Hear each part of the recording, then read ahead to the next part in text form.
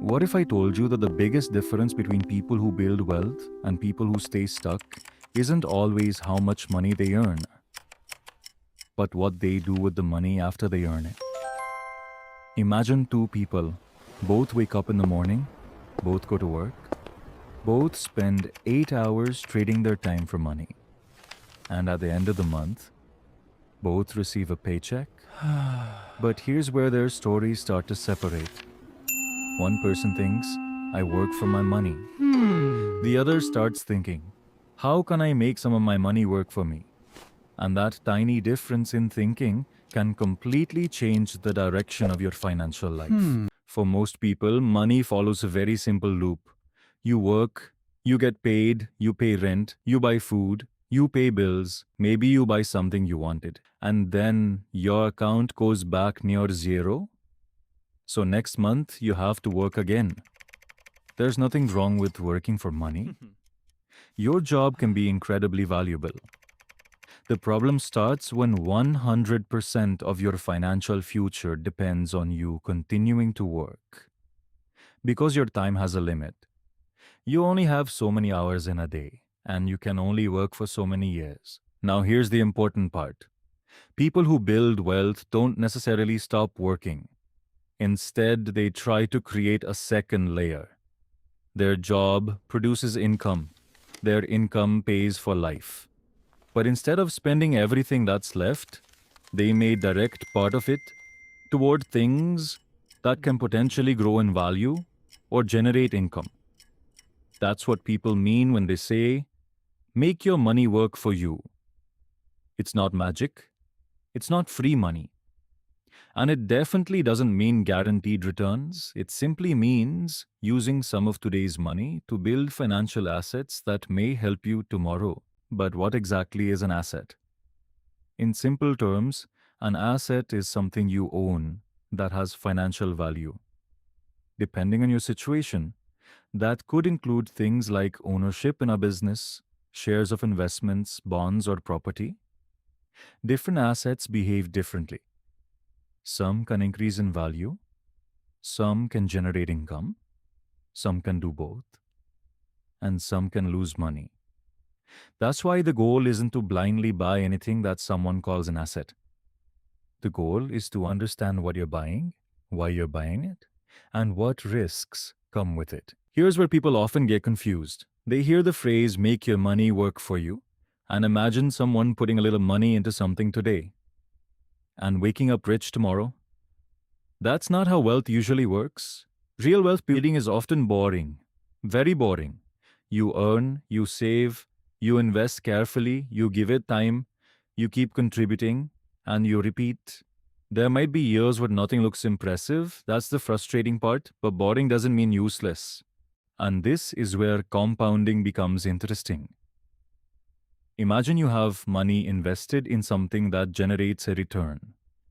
Instead of taking every bit of that return out and spending it, you can potentially leave it invested. Now the original money is working, and over time, the accumulated growth can also become part of the amount that's working. It's growth building on previous growth. That's the basic idea behind compounding. It doesn't guarantee that you will make money. Markets can fall. Investments can lose value. But when returns are positive and are reinvested over long periods, compounding can become a powerful force. And here's something people underestimate. Time. Someone who starts learning about money at 25 has something that someone starting at 50 doesn't have as much of. Not necessarily more intelligence, not necessarily a higher salary, just more time. Time gives saving and investing more opportunities to compound. That's why building wealth isn't always about finding the perfect investment. Sometimes it's about starting with what you can reasonably afford, learning continuously, and giving the process enough time. The boring beginning matters. Now let's separate two ideas that people often mix together. Income and wealth. Income is money coming in. Your salary is income. A freelance payment is income. Business revenue can be income. Wealth is different. Wealth is the value of what you own minus what you owe. You can have a high income and still build very little wealth if you spend everything. And you can have a modest income while gradually building wealth if you consistently save and acquire assets within your means. Income helps you build wealth.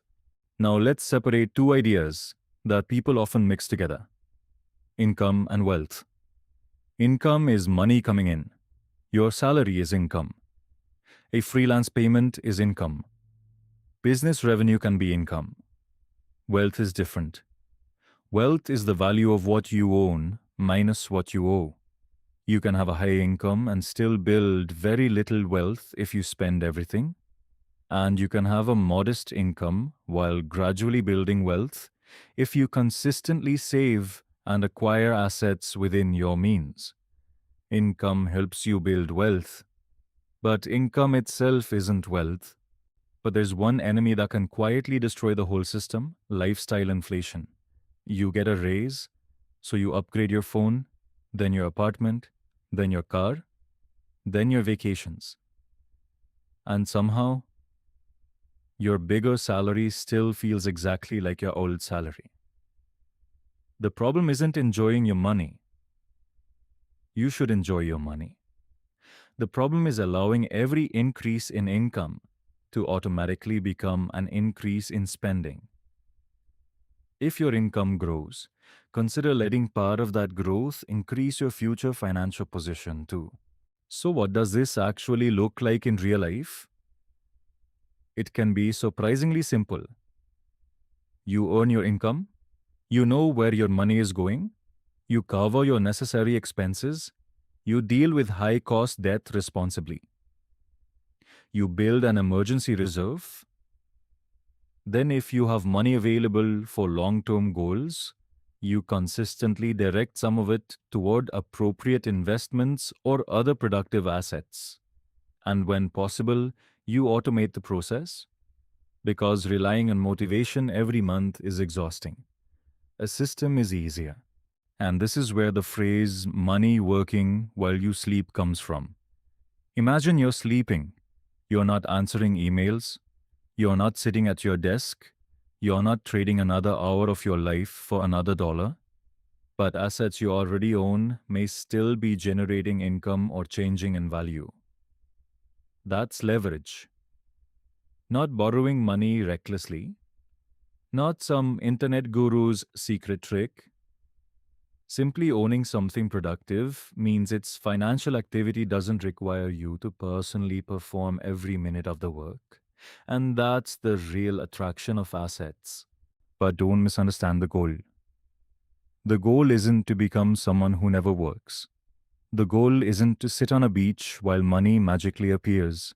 And the goal definitely isn't to chase every investment trend you see online.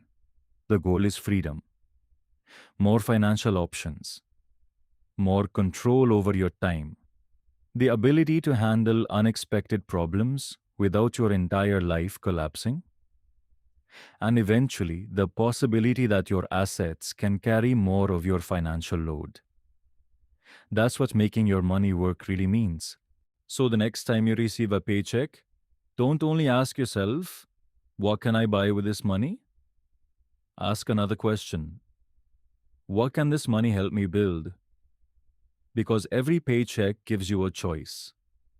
You can spend all of it today, or you can use a portion to make tomorrow a little stronger. You don't need to become rich overnight. You don't need a secret investment. You don't need to predict the future. You need a sustainable system. Earn, spend intentionally, save, protect yourself from financial emergencies, invest responsibly when appropriate, and give your money time. Because eventually the goal isn't just to work for money. The goal is to build a life where your money gives you more choices.